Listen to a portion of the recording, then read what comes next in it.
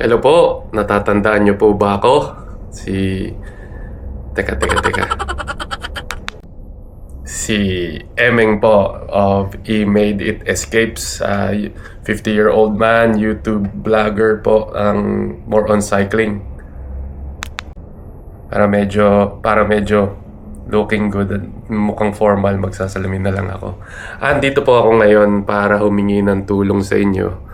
I will be cycling 220 miles from Manchester to London on the 22nd of June. Sunday po yun.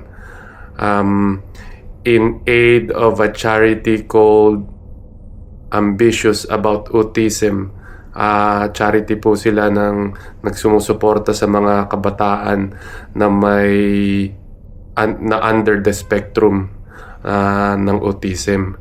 So naisip ko po yun kasi ang tagal-tagal ko nang nagbabike. Siguro po 15 years na po ako nagbabike dito sa United Kingdom. Pero I want to have some meaningful event that I can be of use. So ito po naisip ko.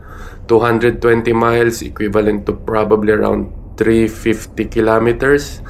So in just one day, specifically around 15 to 16 hours of cycling. Starts at 6 a.m. in the morning, and I'm hoping mga 10 o'clock ng gabi or 11 ng gabi nandito na po ako sa London nun. Humihingi rin po ako ng dasal na sana po maayos yung aking journey na yon, walang injury at healthy po at matapos ko para po sa mga kabataan na may kapansanan.